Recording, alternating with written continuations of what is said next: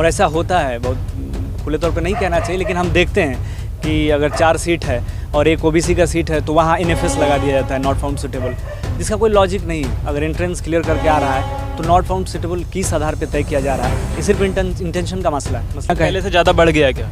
हाँ, बढ़ गया है, कई डायमेंशंस में बढ़ गया है। लेकिन हाँ, ये बात सही है कि पहले भी डिस्क्रिमिनेशन होता था। जहाँ जहाँ भी इंटरव्यू होता है, इंटरव्यू एक टूल है डिस्क्रिमिनेट करने का स्टूडेंट्स को, और हम तो चाहते हैं कि इस पर बाकायदा एक एकेडमिक इंस्टीट्यूशंस में एक लॉ बने कि भाई NFS किस आधार पे देते हैं आप।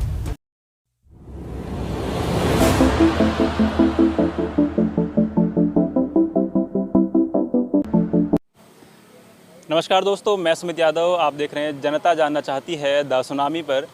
और लगातार हम लोग बात करते हैं सेंट्रल यूनिवर्सिटीज़ में क्या चीज़ें हो रही हैं। हमारे साथ 2 छात्र इस समय मौजूद हैं जामिया मिलिया इस्लामिया के, और मैं इस समय मौजूद हूँ JNU कैंपस में, और तमाम तस्वीरें हम लोग आपको दिखाएंगे। आज जो बात हम लोग करने जा रहे हैं वो उस मुद्दे पर बात है जो हर साल छात्रों के साथ होते हम देखते हुए आए हैं कि किस तरीके से एडमिशन्स में धांधलेबाजी होती है, किस तरीके से। और इसी तरीके के एक छात्र मेरे साथ मौजूद हैं, उनके साथ जो फाइनल लिस्ट में फ़ाइनल कट ऑफ जो थी उसमें नाम आने के बावजूद भी बाद में एडमिशन देने से इनकार कर दिया गया। तो पूरी क्या बातचीत है वो जानेंगे इन्हीं से और समझेंगे, फिर इस पर और भी चर्चा करेंगे। तो जी सर, क्या नाम है आपका? जी, मेरा नाम प्रदीप है और मैं JNU का छात्र रहा हूँ, और मैं जामिया मिलिया इस्लामिया में PhD एडमिशन 2021 के लिए वहाँ इंटरव्यू दिया जामिया में। तो इंटरव्यू में जब रिज़ल्ट आया तो वहाँ फाइनल लिस्ट के अंदर हम 8 लोगों को उस सेंटर में सेलेक्ट किया गया, जिस सेंटर में मैंने अप्लाई किया। उसके बाद हमें डॉक्यूमेंट वेरिफिकेशन के लिए बुलाया गया, फिर वो डेट 1-2 बार बढ़ी। उसके बाद जब फाइनल 12 से 14 डेट जो थी डॉक्यूमेंट वेरिफिकेशन की, उस दिन जब 12 तारीख को हम वहाँ डॉक्यूमेंट वेरीफाई करवाने के लिए उस डिपार्टमेंट में गए, तो वहाँ जो सेंटर के अंदर लोग थे उन्होंने नाम पूछा। तो जब मैंने नाम बताया कि मेरा नाम ये है, तो उन्होंने बोला कि नहीं, आपका नाम एडमिशन लिस्ट में नहीं है। तो मैंने उन्हें अपनी एडमिशन वो जो लिस्ट थी मेरे पास, मैंने कहा कि मैम इसमें मेरा नाम है, मेरा रोल नंबर है। तो उन्होंने बोला नहीं, एक और फाइनल लिस्ट बनी है कमेटी की, उसमें आपका नाम हटा दिया गया है। तो मैंने कहा मैम ऐसा तो कोई लिस्ट नहीं आया है। बोला नहीं, वो अंदर का डिपार्टमेंट के अंदर की लिस्ट है जो भेजी गई है, उसमें आपका नाम नहीं है। तो उसके बाद मैंने लिस्ट आपको दिखाई नहीं गई? नहीं, मुझे कोई लिस्ट नहीं दिखाई गई। और मैंने ये भी पूछा कि कितने लोग हुए हैं, तो उन्होंने बोला कि 6 लोगों का हुआ, 8 में से 2 लोगों का नाम हटा दिया गया है। मैंने ये भी जानना चाहा कि बाकी कौन है, इसके बारे में मुझे कोई जानकारी नहीं मिली, और बाकी हुए कौन लोग हैं इसकी मुझे कोई जानकारी नहीं मिली। आधार जब मैंने पूछा तो उन्होंने कहा कि आपका जो रिसर्च इंटरेस्ट है, जिस पे आप काम करना चाहते हैं, वो यहाँ किसी से मैच नहीं कर रहा है। तो रिसर्च टॉपिक क्या था? मेरा यही नॉर्मल प्रोटीन पे रिसर्च था, जबकि ऐसा नहीं है, वहाँ सभी लोग उसी रिसर्च एरिया पे काम करते हैं। तो ये सब पूछा, तो उसके बाद वो कोई कॉन्क्रीट जवाब नहीं दे पाई। बोली शायद कोई फैकल्टी इंटरेस्टेड नहीं है, कोई लेना नहीं चाह रहा होगा। इस तरह से उन्होंने बातें कहकर टाल दिया कि आप चाहें तो डायरेक्टर से बात कर लीजिए या आप उनसे बात करिए जो एग्ज़ाम कंट्रोल करवा रहा है, जो एक पोस्ट है कंट्रोलर ऑफ एग्जामिनेशन, जो जामिया का रजिस्ट्रार भी है एक तरह से। तो उन सब से बात करने के लिए कहा कि आप वहाँ बात करिए, हमें नहीं पता है। उसके बाद जब मैं आया तो मेरे साथ एक मेरा दोस्त और था जिसने एक दूसरे सेंटर में अप्लाई किया था, और जब मैंने उससे बात किया कि डॉक्यूमेंट वेरिफिकेशन हुआ, तो उसने भी मुझे यही जवाब दिया कि मेरा यहाँ लिस्ट में नाम नहीं है, ये बोल रहे हैं कि आपका लिस्ट में नाम हटा दिया गया है। ठीक उसी तरह उसने भी उसी सेंटर में बात की वहाँ डायरेक्टर से, तो डायरेक्टर ने बोला नहीं, आपका रिसर्च इंटरेस्ट मैच नहीं कर रहा है यहाँ किसी फैकल्टी से। तो उसने कहा कि अगर ऐसा है तो मैं अपना प्रपोजल बदलने को तैयार हूँ, मैं तुरंत आपको प्रपोजल दूसरा बदल के दे दूँगा, और ऐसा कोई ज़रूरी नहीं कि मैं उसी पे रिसर्च करूँ। और ये होता भी है रिसर्च में कि कोर्स वर्क के बाद भी लोग अपना प्रपोजल और ये सब कुछ चेंज करते हैं, और ये कोई बड़ा मसला था भी नहीं, ये एक बहाना था जो हमें दिखा वहाँ साफ साफ। उसके बाद हम 2 लोग अपनी जब शिकायत करने के लिए कंट्रोलर ऑफ एग्जामिनेशन के यहाँ पहुँचे, तो हमें देखने को मिला कि वहाँ बहुत सारे लोग आए हुए थे, हमसे पहले से लोग आए हुए थे, अलग अलग सभी सेंटर से, सोशियोलॉजी से, साइकोलॉजी, सभी सेंटरों से लोग थे, और वहाँ सभी बैठे थे, और सभी को एक ही जवाब मिला कि आपका रिसर्च इंटरेस्ट मैच नहीं कर रहा है। कोई खास वजह लिस्ट से बाहर करने की वो समझ में नहीं आई? नहीं, कोई जवाब नहीं, सिर्फ एक आंसर दिया जा रहा था कि आपका रिसर्च इंटरेस्ट मैच नहीं कर रहा है। इसके अलावा उनके पास कोई जवाब नहीं था। कुछ लोगों को बोला कि कोई फैकल्टी आपको लेने के लिए इंटरेस्टेड नहीं है, कहीं बोला गया ऐसा खाली नहीं है, जबकि ऐसा नहीं है। जो इंटरव्यू बोर्ड बैठता है वो उतने ही लोगों को सिलेक्ट करके भेजता है जितनी सीट होती है, क्योंकि उन्हें अंदाज है कि उनके सेंटर में कितनी सीट है। तो इस तरह की घटना नहीं, ये दरअसल जो रजिस्ट्रार है वहाँ, उन लोगों ने सीट कम करवाई है। ये सीट ये वहाँ उनके द्वारा की गई कार्रवाई है। अच्छा, आप बार बार कह रहे हैं कि उन्होंने ऐसा कहा कि कोई फैकल्टी आप में इंटरेस्टेड नहीं है या फिर आपके टॉपिक में इंटरेस्टेड नहीं है। हाँ, आप में इंटरेस्टेड नहीं है, टॉपिक में इंटरेस्टेड नहीं है। मुझे तो सारे तर्क दिए गए। जब मैंने एक के बाद एक तर्क का जवाब दिया तो तर्क बदलते रहे। शुरुआत तो रिसर्च इंटरेस्ट से हुई कि आपका प्रपोजल मैच नहीं कर रहा है। जब मैंने कहा कि नहीं वो उन्हीं के आसपास है तो उन्होंने कहा फैकल्टी इंटरेस्टेड नहीं है। तो मैंने कहा ये मैं कैसे जान सकता हूँ। वहीं कुछ लोगों को सीट खाली नहीं है ये भी बताया। तो सारे तर्क, अगर आप एक तर्क तोड़ रहे हैं तो दूसरा तर्क दे रहे थे, तीसरा तर्क, और आखिर में झल्ला के वो बोलते थे कि हम इसमें कुछ नहीं कर सकते। जो मेरे साथ जो लड़का गया वो 2 बार डायरेक्टर से इसी बात पे मिलने गया और डायरेक्टर ने आखिरकार पल्ला झाड़ लिया कि मुझे नहीं पता है। अगर आप इतने इंटेलिजेंट हैं तो आप वहाँ JNU से करिए PhD, यहाँ क्यों आए हैं, ये जवाब तक दिया है उस सेंटर के डायरेक्टर ने, जहाँ मैं भी मौजूद था। तो उसके बाद फिर अब आप आगे क्या तैयारी कर रहे हैं और क्या आप चाहते हैं कि क्या हो? देखिए, जब सीट खाली था तभी इतना लिस्ट निकाला गया था। तो अगर हमारा लिस्ट में नाम था और उसके बाद उन लोगों ने कहीं नहीं कहा था हमें, जो शुरुआत में जब हमारा रिज़ल्ट आया था ऐसी कोई जिक्र नहीं था कि बीच में कोई और कमेटी बैठेगी, कुछ और होगा, कोई और लिस्ट आएगी। वो लिस्ट एक तरह से फाइनल लिस्ट थी। उसके बाद अगर हमें बाहर किया जाता तो वो सिर्फ प्री PhD एंट्रेंस होता है जो 6 महीने बाद, उसके आधार पे उसमें अगर हम फेल कर जाते तभी हमें वो बाहर कर सकते थे। लेकिन एकदम से अचानक से एक दिन बीच में कमेटी आ जाती है और उस कमेटी का भी तब पता चलता है लोगों को जब या तो सेंटर में जाते हैं और जवाब मिलता है कि आपका नाम काट दिया गया है, या फिर शाम को जब हमने कंप्लेन रजिस्टर करवाई, वहाँ जितने भी 50-60 लोग थे उन्होंने अपनी कंप्लेन जब रजिस्टर करवाई तो उसके बाद शाम को 5 बजे एक नोटिस आया जामिया का कि उसने सभी सेंटरों को कहा कि आप एक जो फाइनल लिस्ट है जिन लोगों का नाम काट दिया उनको हटा के बाकी जो लिस्ट है वो आप नोटिस बोर्ड पर डिस्प्ले करें। तो ये एक बचाव में और दबाव में आने के बाद जब वो पकड़ा गया उसका धांधली, तब अपना एक डिफेंस खेलने का एक तरीका है। तो अगर यही कमेटी अगर बननी थी तो ये पहले होना चाहिए था।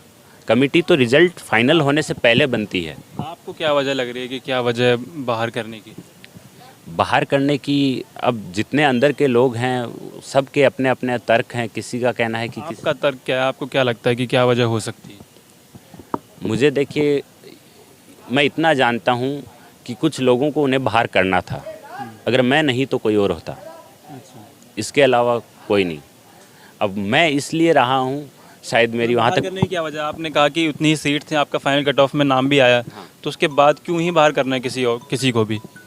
बात ये है कि हम कैसे जान सकते हैं, कोई ट्रांसपेरेंसी तो है नहीं। जामिया में ना तो हमें ये बताया गया था कि कितनी सीट हैं, ये भी नहीं बताया गया था कि इस सेंटर में इतनी सीट हैं, ताकि हम वेरीफाई कर सकें कि भाई उतने लोगों को लिया गया कि नहीं लिया गया। वो कहेंगे 1 सीट है तो हम मान लेंगे 1 सीट है, वो कहेंगे 100 सीट है तो 100 सीट है। डाटा तो उन्होंने कुछ दिया नहीं है, ना उन्होंने हमारा वाइवा का नंबर हमें दिखाया है कि जिसके आधार पे हम मान लें कि चलो भाई हमारा कम नंबर था इसलिए हमें निकाल दिया गया है, और उनका ज़्यादा था इसलिए फाइनल लिस्ट में उनका हो गया है। नंबर भी उन्होंने नहीं दिखाया, सिर्फ हमारा रोल नंबर लिखा कि ये 8 लोग हैं। अब आप उनमें से किन्हीं 2 को छांट दीजिए जो आपका मन करे। अब वो कौन 2 होंगे, उसका क्या आधार है? कुछ भी हो सकता है। उनमें से एक आप हो गए। हाँ, ये भी कहाँ पता है कि जिन 6 लोगों को या हर सेंटर में जितने भी लोगों को रखा है उनका रिसर्च इंटरेस्ट मैच कर रहा हो, इसका हम कहाँ से वेरीफाई करें? आपका क्या नाम है सर? मेरा नाम विकास राज है और being a PhD in trends जो एक हम नया फिनोमेना देख रहे हैं और हम क्या पूरे स्टूडेंट कम्युनिटी इसको फील कर रहा है, जो एक बहुत अच्छा साइन नहीं है पूरे एकेडमिक इकोसिस्टम के लिए। और प्राइमरली कहे तो जो एक स्टूडेंट का जो रिसर्च रिगर होता है उस पर भी कांस्टेंट अटैक है। मैं आपको 4-5 एग्जांपल से बता रहा हूँ। ऐसे तो जो PhD लेने का तरीका है भारत में कि आप कुछ सर्टेन परसेंटेज रिटन का होता है 70 और 30% इंटरव्यू का होता है। आप देखेंगे कि 2021 में RET का एग्ज़ाम होता है BHU में, बनारस हिंदू यूनिवर्सिटी में। तो लगभग अमूमन सारे सब्जेक्ट्स का रिज़ल्ट निकलता है और जो PhD का रिज़ल्ट है वो डिस्क्लोज़ नहीं हो पाता है। तो बताइए, जो बच्चा कंप्लीट तैयारी करके गया 1 साल तक और जो भी समय लगा उसको प्रिपरेशन करने में, और उसका रिज़ल्ट नहीं आता है और ये कोई अकाउंटेबिलिटी भी नहीं आती है कि कब एग्ज़ाम होगा, क्या फॉल्ट रहा, नहीं है। तो एक बड़ा डिस्कनेक्शंस है। इसी तरह आप देखेंगे कि जो दिल्ली यूनिवर्सिटी है उसमें वाइवा होते हैं और जो एंट्रेंस के थ्रू जाते हैं उसके भी वाइवा होते हैं, लेकिन PhD का फाइनल जो लिस्ट होता है, एडमिशन लिस्ट, उसको डिस्क्लोज़ नहीं किया जाता है। अलग अलग फॉर्म में आप देखेंगे कि तरह तरह का इंस्ट्रूमेंट है।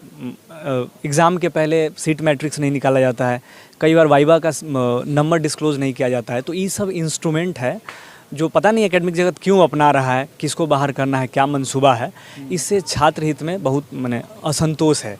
और आप अभी देखेंगे JNU का हम एग्जांपल लेते हैं कि कुछ एक सेंटर ऐसे हैं जो एक प्रॉपर गाइडलाइन आने के बाद UGC से कि आपको 60% ही नेट JRF लेना है, कोई सेंटर 100% JRF ले रहा है। इसका कोई लॉजिक नहीं है।